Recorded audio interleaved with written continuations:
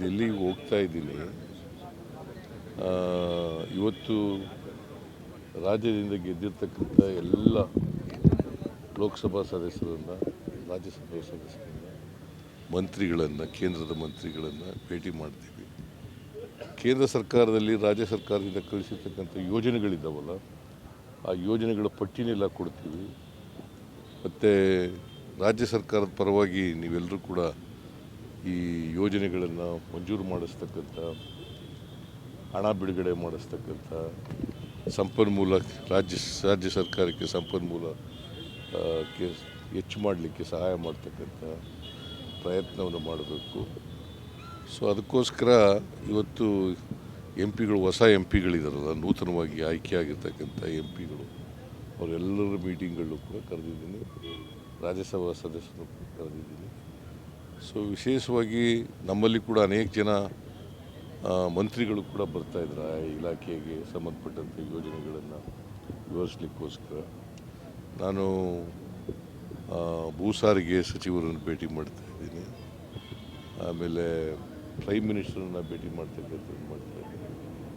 ಆಮೇಲೆ ಹೋಮ್ ಮಿನಿಸ್ಟರ್ನ ಭೇಟಿ ಮಾಡ್ತಕ್ಕಂಥದ್ದು ಮಾಡ್ತೀವಿ. ಆಮೇಲೆ ಫೈನಾನ್ಸ್ ಮಿನಿಸ್ಟರ್ನು ಕೂಡ ಭೇಟಿ ಮಾಡಲಿಕ್ಕೆ ಪ್ರಯತ್ನ ಮಾಡ್ತಾಯಿದ್ದೀವಿ. ಹೋಮ್ ಮಿನಿಸ್ಟ್ರು ಇನ್ನೂ ಕೊಟ್ಟಿಲ್ಲ, ಡೇಟ್ ಕೊಟ್ಟಿಲ್ಲ, ಟೈಮ್ ಕೊಟ್ಟಿಲ್ಲ. ಕೊಡ್ಬೋದು, ಇವತ್ತು ನಾಳೆ ಕೊಡ್ಬೋದು. ಇವರು ಕೊಟ್ಬಿಟ್ಟಿದ್ದಾರೆ ಈಗಾಗಲೇ, ಯಾರು, ಗಡ್ಕರಿ ಅವರು. ಆಮೇಲೆ ರೈಲ್ವೆ ಮಂತ್ರಿನೂ ಕೂಡ ಭೇಟಿ ಮಾಡಬೇಕು ಅಂತ ಇದ್ದೀನಿ. ಆಮೇಲೆ ನೀರಾವರಿ ಮಂತ್ರಿನೂ ಭೇಟಿ ಮಾಡಬೇಕು ಅಂತ ಇದ್ದೀನಿ. ಪ್ರಧಾನಿಗಳು 29 ಗಂಟೆಗೆ ಟೈಮ್ ಕೊಟ್ಟಿದ್ದಾರೆ. 29 8 o'clockಗೆ ಟೈಮ್ ಕೊಟ್ಟಿದ್ದಾರೆ. ಅವರನ್ನು ಕೂಡ ಭೇಟಿ ಮಾಡ್ತಾ ಇದ್ದೀನಿ. ಸರ್, ಇದು ಫಸ್ಟ್ ಬಜೆಟ್ ಪ್ರೆಸೆಂಟ್ ಮಾಡ್ತಾರೆ ಸರ್ ಹೊಸ ಸರ್ಕಾರ. ಕರ್ನಾಟಕಕ್ಕೆ ಏನು ಬೇಕು ಅಂತ ಏನೋ ಆದ್ಯತೆ ಎಲ್ಲ ಕೊಟ್ಟಿದ್ದೀವಿ ಈಗಾಗಲೇ. ನಾನು ಕೃಷ್ಣ ಬೈರೇಗೌಡರು ಅದಕ್ಕೆ ಅಟೆಂಡ್ ಮಾಡಿದ್ರು, ನಾನು ಹೋಗೋಕ್ಕಾಗಲಿಲ್ಲ. ಬಟ್ ನನ್ನ ಏನೇನು ಆಗಬೇಕು ಅಂತಕ್ಕಂಥ ಒಂದು ಸ್ಪೀಚನ್ನು ತಯಾರು ಮಾಡಿ ಕೃಷ್ಣ ಬೈರೇಗೌಡರಿಗೆ ಕೊಟ್ಟಿದ್ದೆ. ಅದನ್ನು ಪ್ರೆಸೆಂಟ್ ಮಾಡಿದ್ದಾರೆ. Sir, Rahul Gandhi versus prime minister, ಈಗ leader of the house, opposition leader, first time ಇಬ್ಬರು ಜೊತೆಗೆ ಹೋಗಿ ಸ್ಪೀಕರ್ನ ಭೇಟಿ ಮಾಡಿ. ಅದು ಸಂಪ್ರದಾಯ ಮೊದಲಿನಿಂದ ಕೂಡ.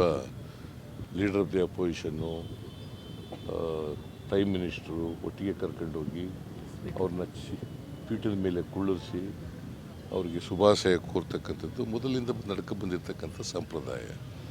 ಅದರಿಂದ ಆ ಸಂಪ್ರದಾಯದಂತೆ ಮಾಡಿದ್ದಾರೆ. ಈಗ ಭಾಳ ಮುಖ್ಯವಾಗಿ 3ನೇ ಬಾರಿಗೆ ಪ್ರಧಾನಮಂತ್ರಿ ಆಗಿದ್ದಾರೆ.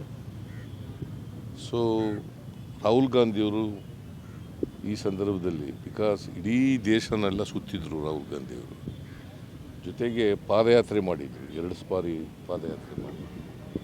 ಸೊ ಅವರಿಗೆ ದೇಶದ ಸಮಸ್ಯೆಗಳೆಲ್ಲ ಅರಿವಿದೆ.